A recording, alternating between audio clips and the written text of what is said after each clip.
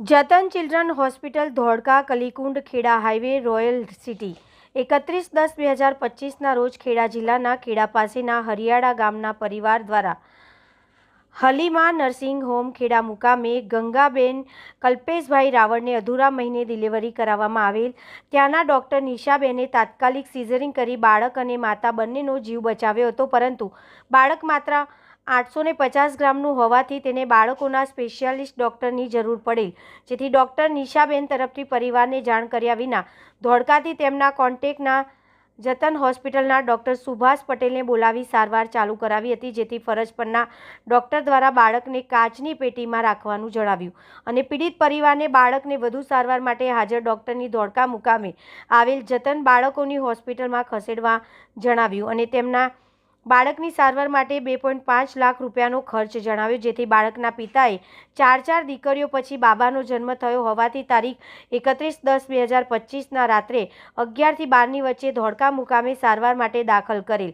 પરિવાર દ્વારા જણાવવામાં આવ્યું છે કે હલીમા નર્સિંગ હોમના ડૉક્ટર નિશાબેન તરફથી પરિવારને મોટી સિવિલ હોસ્પિટલ સરકારી છે ત્યાં સારવાર સારી નહીં થાય અને બાળક બચી નહીં શકે, જેથી પ્રાઇવેટમાં મોકલવાનું સમજાવ્યું, જેથી પરિવાર ગરીબ અને અભણ હોવાથી તેમને બાળકનો જીવ બચાવવા માટે બનતા પ્રયત્નો કરવા તૈયાર થયા. તે દરમિયાન બાળક અધૂરા મહિને જન્મ થયો હોવાથી 850 ગ્રામનું જ હોવાથી તેને કાચની પેટીમાં આઈસીયુ વોર્ડમાં રાખેલ. બાળકના હૃદયના ધબકારા ઓછા હોવાથી સારવાર રાબેતા મુજબ ચાલુ રાખવામાં આવેલ. ત્યારબાદ દિવસો વીતતા ગયા, ડૉક્ટરો દ્વારા ખર્ચ વધતો ગયો, જેથી પરિવારે મેડિસિન તથા હોસ્પિટલ ચાર્જિસ પેટે તેમના કહ્યા પ્રમાણે 7.5 લાખ એટલે કે 7,50,000 પોતાનું ઘર વેચી અને અડધો વીઘો જમીન ગીરવે મૂકી તથા ઊંચા વ્યાજથી રૂપિયા ભરીને સારવાર ચાલુ રખાવી હતી, પરંતુ ગત તારીખ 17/1/2026ને શનિવારે સવારે હોસ્પિટલ તરફથી બાળકની તબિયતમાં સુધારો ન થતાં અને 80 દિવસની સારવાર પછી બાળકને સિવિલ હોસ્પિટલમાં સારવાર કરાવવા જણાવેલ, જેથી પરિવારે બાળકને બીજા પૈસા ખર્ચ થાય તો પણ બાળકને ત્યાં સારવાર કરી બચાવવા જણાવેલ. તેમ છતાંય ફરજ પરના ડૉક્ટર દ્વારા ગઈકાલે પણ બાળકને બીજે સારવાર કરવા જણાવેલ અને બાળકની સ્થિતિ ગઈકાલ સુધી સારી હોવાનું જણાવ્યું અને પોતાના કેમેરામાં બતાવ્યું હતું. તેમ છતાંય પરિવારને જબરજસ્તી બાળકને ડિસ્ચાર્જ આપવા ધમકાવવામાં આવ્યો હોવાનું જણાવ્યું, જેથી પરિવાર તરફથી 112 પોલીસ હેલ્પલાઇન પર ફોન કરી ફરિયાદ કરતા પોલીસ ઘટના સ્થળે આવી પહોંચતા ડૉક્ટર અને પરિવાર વચ્ચે સુલેહ કરીને બાળકને સવારે અમદાવાદ મોટી સિવિલ રિફર કરવા સમજૂતી કરવામાં આવેલ, જેથી આજરોજ બાળકના સારવારના 83મા દિવસે બાળકના માતા પિતા દવાખાને પહોંચે તે પહેલાં જ બાળકની સ્થિતિ ખૂબ જ નાજુક હોવાથી ડૉક્ટરે તેને પમ્પિંગ કરતા નજરે પડેલ અને તે સમય દરમિયાન બાળકનું મૃત્યુ પામેલ હતું, જેથી પરિવાર તરફથી હોસ્પિટલના ડૉક્ટર પર ગંભીર આક્ષેપ થવા લાગ્યા હતા. બાળક ગઈ રાત્રિ દરમિયાન સ્વસ્થ દેખાઈ આવતું હોવાથી પરિવારને અચાનક બાળકના મૃત્યુના સમાચાર મળતા પરિવાર પડી ભાગ્યો હતો.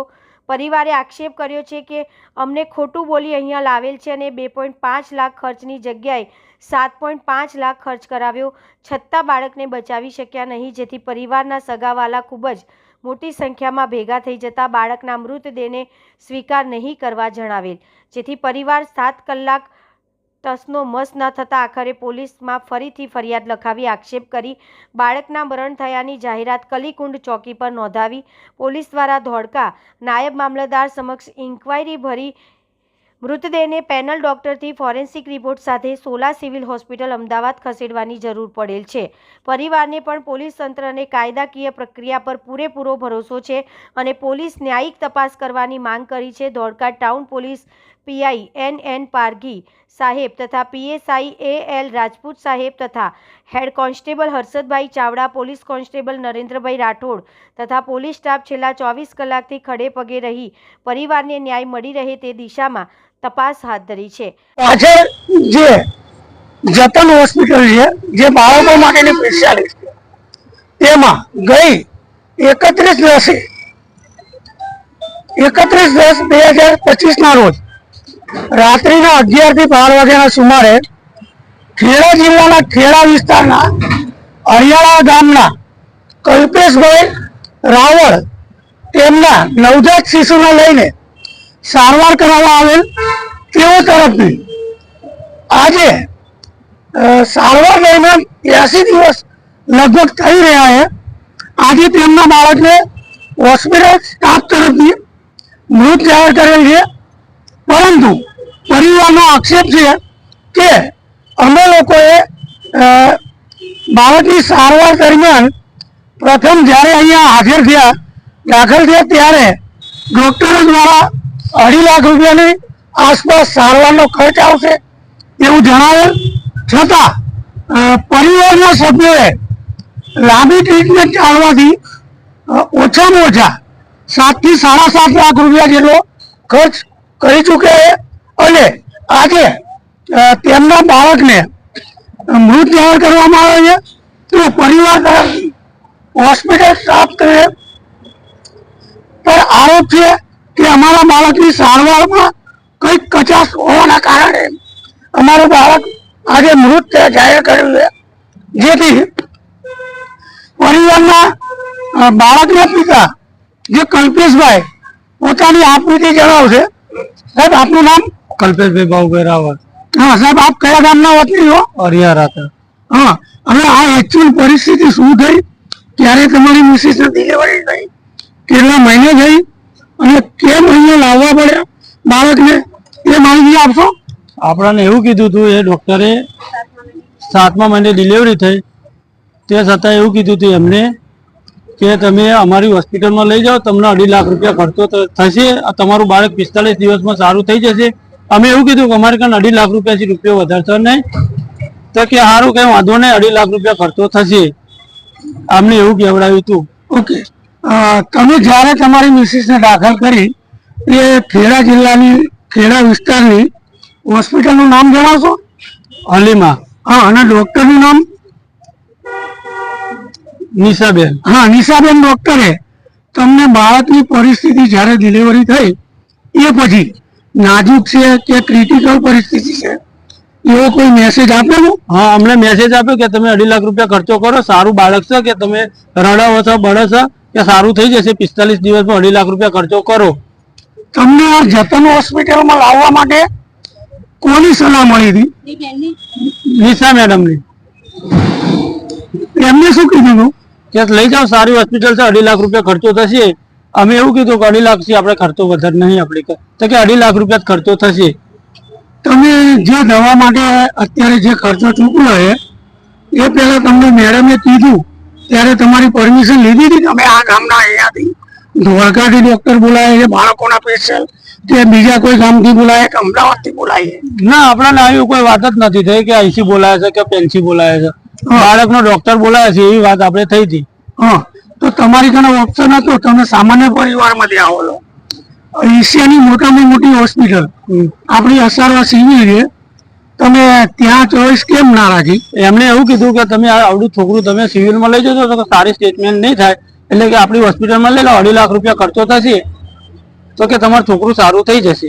સિવિલમાં લઈ જવા માટે સિવિલમાં સારી સારવાર નથી થતી એવું કહેવામાં આવ્યું હતું? હા, એવું કહેવામાં આવ્યું હતું, સિવિલમાં ના લઈ જશો, તમારું છોકરું સારું છે, તમારું છોકરું બગાડ નાખશે સિવિલમાં, અને સિવિલમાં સારી સારવાર નહીં થાય.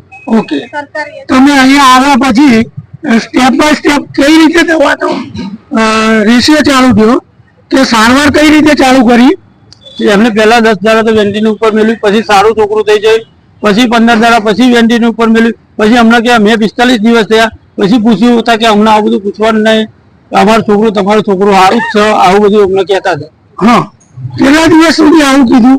આ તો ખાસા દિવસથી 70-75 દિવસથી આવું જ કહેતા હતા. આ છેલ્લા 10 દાડાથી હવે આવું વર્ગ્યા છે કે તમારું છોકરું અહીંથી લઈ જાઓ, નકા અમે બહાર મેલી દઈ દઈશું કે આ રીતે કરીશું. આવું તમારું છોકરું બહાર લઈ મૂકી દઈશું એવો પ્રશ્ન કોણે તમને કરેલો?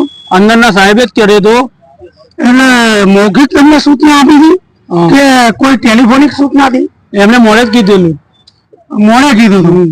બીજો કોઈ ફોન આવ્યો હતો તમને? હા, હોસ્પિટલમાંથી ફોન આવેલો આપણી ઉપર કે તમે આજે પૈસા લઈને નહીં આવો તો અમે તમારું છોકરું બહાર મેલી દઈશું અને તમારે તાત્કાલિક આવવું પડશે. તો મેં એવું કીધું, હું કહું સાહેબ અમે આવીએ છીએ. અને આયા મેં એવું પૂછ્યું, હું આટલા બધા રૂપિયા આલું છું, મારા છોકરાને આવું ચમ છે?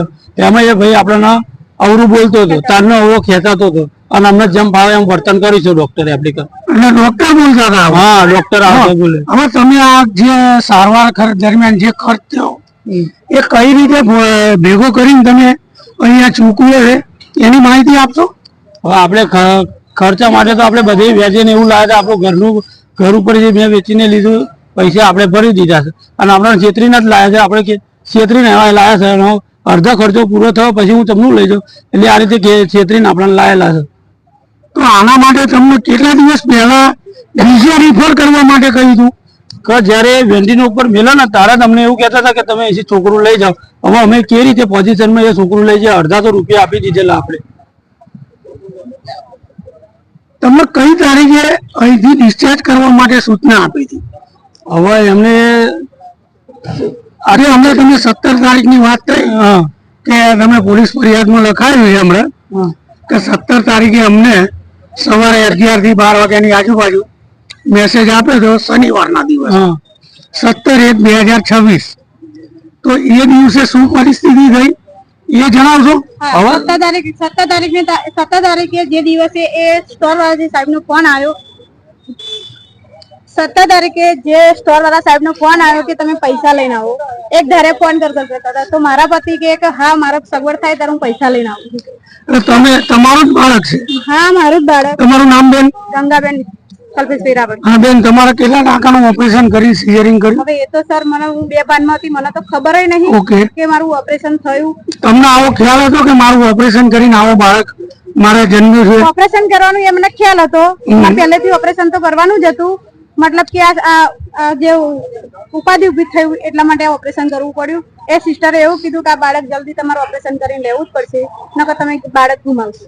બાળક જયારે મારે ડિલિવરી થઈ ત્યારે એ મેડમે એવું કીધું કે હા બાળક સારું છે, આની પાસે તમે પૈસા ખર્ચો તો બાળક સારું છે. એટલા માટે મારા પતિ આ પૈસા ખર્ચ્યા. અને જે 17 તારીખની તમે વાત કરો તો 17 તારીખે સ્ટોર વાળા સાહેબે ફોન કર્યો કે તમે પૈસા લઈને આવો નકર અમે દવા બંધ કરી દઈશું. અમારી જોડે સગવડ નથી. અમે કીધું કે હા અમને ટાઈમ આપો, અમે લઈને આવીએ જ છીએ. અમે લગભગ 2 થી 3 ગારામાં અમે અહીં પહોંચ્યા હતા પૈસા લઈને હોસ્પિટલમાં. પૈસા અમને કીધું કે સર તમે આટલી બધી ઉતાવળ કેમ કરો છો? તમે જયારે બી આવીએ ને તો એ સર ખાલી સ્ટીમ બતાવે એમને કે જો આ તમારું બાળક, આ ધબકારા, આ શ્વાસ, બાળક તમારું સારું છે. જયારે આ કહેશે કે અમે તમને કહીએ છીએ કે તમે આગળ લઈ જાઓ, જયારે વેન્ટિન ઉપર ચડાવે ત્યારે કે તમે આ બાળકને લઈ જાઓ. અમે કઈ હાલતમાં એ બાળકને લઈ જાઓ? જે કાલની વાત કરી છે કે તમે લઈ જાઓ, એ હાલત જ ગંભીર હતી તો અમે કઈ રીતે બાળકને અમે લઈ જવાના હતા? તમારા પરિવારમાં કેટલા સદસ્ય છે? અમે 4 છોકરો અને મારા ઘરવાળા. એટલે તમારે આ 4 બેબી પર બાબો હતો એટલે અમને તો ઉમ્મીદ હોય જ ને કે હા મારે 4 છોકરીઓ ઉપર મને છોકરો આલે છે તો અમે ગમે તે કરીને બાળકને બચાવીએ. તો હવે તમે આજે અહીંયા બાળકને ડેથ જાહેર કર્યું છે તો આગળ શું કરવા માંગો છો? અને સરકાર તરફથી કે તંત્ર તરફથી તમે શું મદદ માંગવા માંગો છો? સર હું તો એટલું જ કહેવા માંગુ છું કે કાલે અમે 2-2:30 વાગ્યાના ગાળામાં સુધી અહીંયા ગાડી અમે હતા જ, બરાબર. મારી જોડે લગભગ અમે બધું ભેગું કરેલું. એમના સાહેબો જે 5 સાહેબો હતા એ 5 સાહેબોને બોલાયા હતા, જાહેરાત કરી હતી, બધી મીટિંગ કરી હતી. અમે જ્યાં સુધી 50 થી 100 માણસ અંદર હતા ત્યાં સુધી મારું બાળક કમ્પ્લીટ હલતું હતું, હલન ચલન, રડતું હતું, બધું જ. તો હું મારો કહેવાનો મતલબ એક જ છે કે કાલ સુધી મારું બાળક કમ્પ્લીટ હતું. અમે સવારમાં આવ્યા તો મને કહેશે કે બાળકમાં તમારા કશું છે જ નહીં. હોસ્પિટલમાંથી એમને પેલી ગાડી બોલાવી લીધેલી કે એમ્બ્યુલન્સ બોલાવી દીધી, તમે આગળ લઈ જાઓ. જયારે અમે અહીં આવ્યા હતા કે આગળ લઈ જવાની તમારે કોઈ જરૂરત નથી, બાળકમાં કશું છે જ નહીં. તો મારા શું માનવું સાહેબ? હવે મારા આ જ ન્યાય જોઈએ છે, મારે બીજો કશો ન્યાય જોઈતો નહીં. મારું બાળક સાદું અમે કાલે જોઈને ગયા છીએ, બરોબર છે. બધાને જોયું છે, અમારી જોડે જે હતા એ બધાને જોયું છે. બાળક રડતું હતું, ધબકારા છે, એનો શ્વાસ કમ્પ્લીટ છે, હલન ચલન છે, બધું કમ્પ્લીટ હતું. આ બાબતે તમે પોલીસ ફરિયાદ કરી? હા. તો પોલીસ તરફથી શું રિપ્લાય મળ્યો? મેં પોલીસ ફરિયાદ કાલ કરી હતી. પોલીસ બી વાળા હતા, મીડિયા વાળા બી આવ્યા હતા, વકીલ બી આવ્યા હતા. એમણે બધાને એમને જે સમજાય અમે સમજી ગયા હતા કે તમે આ બાળક તમે આગળ લઈ જાઓ તો સારું રહેશે. અમે સમજી ગયા હતા. એ ડોક્ટરોને બી વાત અમે માની કે ચલો તમે ટ્રીટમેન્ટ, એ સરની જે વાત કરો છો એ સર એવું કીધેલું કે જે તમારી બાળકની ટ્રીટમેન્ટ ચાલુ કરો તો તમે કલાકમાં 3 લાખ રૂપિયા મીકો તો અમે ટ્રીટમેન્ટ ચાલુ કરીએ. અમે કીધું કે અમે સમય આલો, અમે પૈસા ભરી દે. મારા ઘરવાળાએ કીધું તમારા પૈસા હું તમને પહોંચતા કરી દઈશ, મારા બાળકની સારવાર ચાલુ કરો. તો એ સર કાલે એવું કે તમે 30,000 મેલો કે 15,000 મેલો તો હું એને ઇન્જેક્શન આપું. તો એમનો ધર્મ હતો કે નહીં અંદરથી એમને ઇન્જેક્શન મેળવાનું? આ મારા બાળકની ટ્રીટમેન્ટ થઈ નહીં એ માટેનું મારું બાળક ગુમાવ્યું છે. ઓકે, આપનું નામ સાહેબ? હિતેશભાઈ વાઘેલા જોડે રહેજો સાહેબ આપ ક્યાંથી છો? હું હરિયાણાથી જ છું. હા, અને આ પરિવારના આપ શું થાવ છો? અમારા પાડોશી. હા, તમે મેડિકલ લાઈનમાં જ છો? હા, મેં જીએનએમ કરેલું છે. હા, બીએસસી નર્સિંગ મારું રનિંગ. આપે આ જ્યારે પરિવાર આ જે જતન હોસ્પિટલમાં બાળકની સારવાર માટે આવ્યા હતો ત્યારે તમે સાથે હતા? સારવાર માટે આવ્યા ત્યારે સાથે નતો. ગઈકાલે મારામાં ફોન આવ્યો બપોરે કલ્પેશભાઈનો કે ભાઈ હોસ્પિટલમાં એવું કહે છે કે 3 વાગે બપોર 3 વાગ્યાનો ફોન કરીને એવું કહે છે કે તમે તમારા છોકરાઓને અહીંથી લઈ જાઓ ને તમે હોસ્પિટલમાંથી બહાર મૂકી દો. મેં કીધું કોઈ હોસ્પિટલ બહાર મૂકવાનું કહે છે એમ કેમ કહે છે કે અમે બહાર મૂકી દઈશું, તમે નહીં લઈ જાઓ તો અમે પોલીસ બોલાવીશ. મેં કીધું હું આવું છું ભાઈ, ત્યાં આગળ આવીને ડોક્ટર જોડે વાત કરી લો. અમે પહેલા જઈને શાંતિથી જઈને ડોક્ટરને સાંભળ્યા. ડોક્ટરે જે કીધી બધી વસ્તુ સાંભળી. બહાર આવીને ભાઈ અમને સાંભળ્યા કે આવી રીતે એમણે અમને હેરાનગતિ કરેલી છે. અમે એમને પ્રેમથી જ બધી વસ્તુની તપાસ કરી. પછી તોય એમણે એવું કીધું કે ભાઈ તમારે જે કરવું હોય તમે કરી શકો. પહેલા પેલું તો ડોક્ટરને એઝ એ ડોક્ટર તરીકે બોલવાની કોઈ સેન્સ નહીં. તો આ બાળકના પિતા છે બરાબર, અભણ માણસ છે, એને સમજાવવું પડશે એમને કે ભાઈ તમારો ખર્ચો હોસ્પિટલનો આટલો થશે, આનો ચાર્જ આટલો થશે, મેડિકલની દવાના આટલા થશે, રિપોર્ટોના આટલા થશે. તમે એમ કહીને અંધારામ રાખીને લઈને આવો કે 2.5 લાખ રૂપિયા થઈ જશે. તમે એવું કહેતા હોય કે ભાઈ સિવિલ સરકારી જશો તો સરકારીમાં સરકારી જેવું કામ થશે, એવું તમે બાળકના માતા પિતાને ગભરાવો તો કોઈ પણ માતા પિતા હોય એમને લઈને આવવાના છે સીધા હોસ્પિટલે કે ભાઈ ચલો સાહેબ તમે કહો છો ત્યાં લઈ જઈએ. આ બધી હકીકત અમે કાલે જાણ્યા પછી અમે પોલીસ અહીંયા આગળ કચેરી પોલીસ સ્ટેશનમાં ફરિયાદ કરી. ફરિયાદ કર્યા પછી અમે અહીંયા આવ્યા પછી અમને સમજાયા. જે રીતે મને નોલેજ હતું એ પ્રમાણે એમણે સમજાયા. મેં અમને સમજાયા કે ભાઈ બાળકનું વિચારો, બીજી બધી વસ્તુ છોડી દો. બરાબર, રાત્રે અમે 1:30 વાગ્યા સુધી અમે બધા અહીંયા જ હતા. 1:30 વાગે અમારા જવાબો થયા. અમે જે ફરિયાદ કરી હતી એનું સમાધાન કર્યું કે સાહેબ અમારે અહીંયા જ રાખવાનું છે બાળકને અને બધી ટ્રીટમેન્ટ કરાવવાની. અમે જેવા અહીંથી નીકળ્યા છીએ અને 2 વાગે તો એમને ફોન આવ્યો કે તમારા બાળકના ટકાવારી શ્વાસ લેવામાં તકલીફ પડે છે, એના શ્વાસ લેવાની ટકાવારી ઓછી થઈ ગઈ છે. તો જ્યાં સુધી 1:30 વાગ્યા સુધી બધું હતું તો ત્યાં સુધી કમ્પ્લીટ હતું ને અડધો કલાકમાં અમે જ્યાં તૈયારીની તકલીફો ચાલુ થઈ. અમારો કહેવાનો મતલબ એ છે કે એનો અમે હતા ત્યાં લગી કઈ તકલીફ પડી નહીં, જ્યારે અમે ગયા તો તકલીફ પડી. એનો મતલબ છે અટક આવી ગઈ. સર અમે કહેના નહીં ગયા, મારું ઘર બાર મેં વેચી દીધું મારા છોકરા હાટ.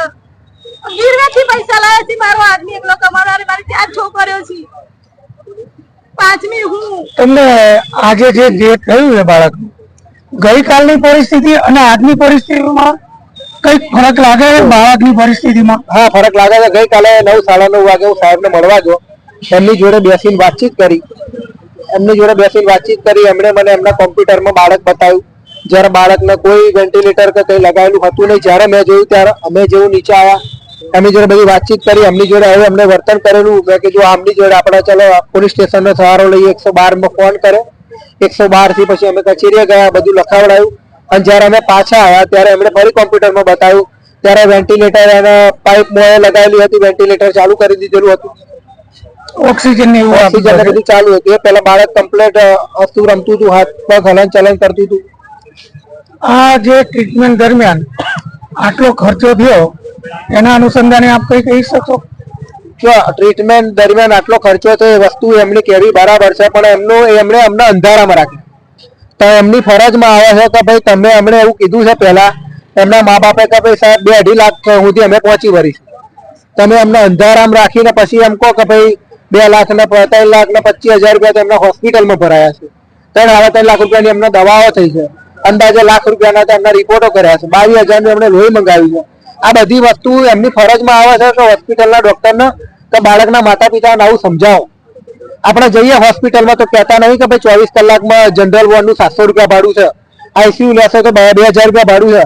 એ બધી વસ્તુ એમને સમજાવવી પડે. એ એમ કહેતા હતા કાચની પેટીમાં અત્યારે 80 દિવસ રાખ્યા, અત્યારે એવું કહે છે કે કાચની પેટીમાં આટલા દિવસથી છે.